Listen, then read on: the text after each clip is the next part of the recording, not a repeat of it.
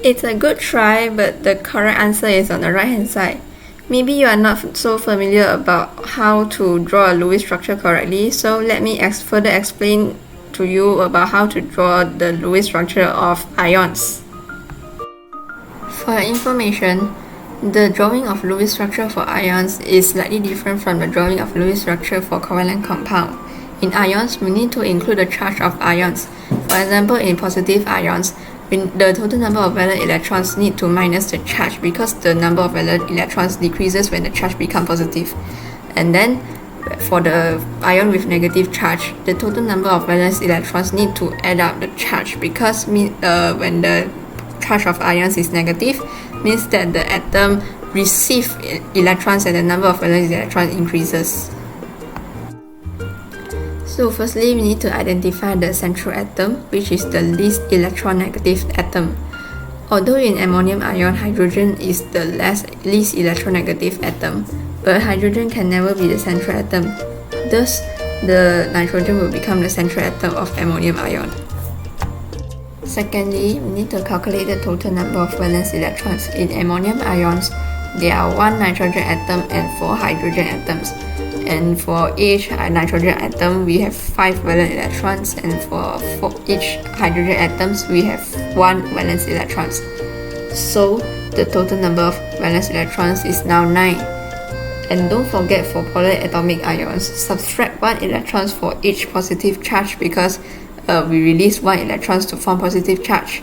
So, the total number of valence electrons is 5 plus 4 minus 1 equals to 8.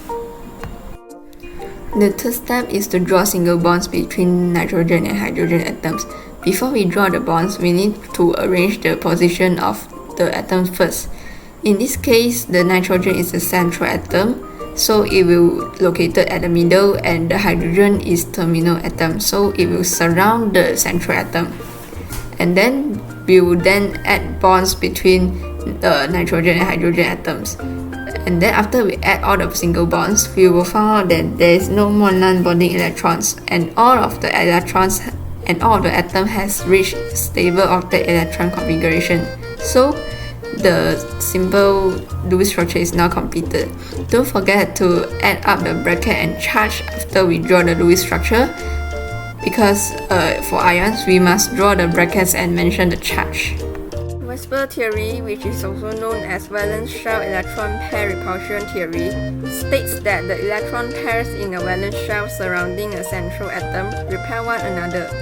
Thus, the bonding pair and a lone pair electron arrange themselves to be as far apart as possible to minimize the repulsion.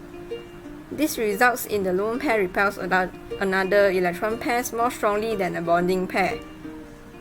The conclusion is the lone pair and lone pair repulsion force is higher than lone pair and bonding pair repulsion force, and the lone pair and bonding pair repulsion force is higher than bonding pair and bonding pair repulsion force.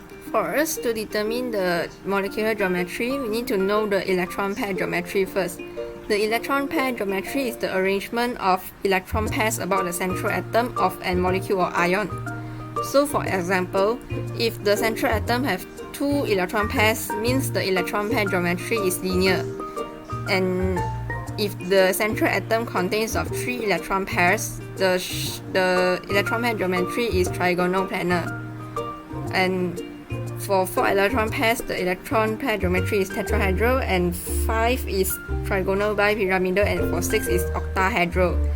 And the electron pairs is the total number of bonding pair and lone pairs. Now guess the electron pair geometry of CH4.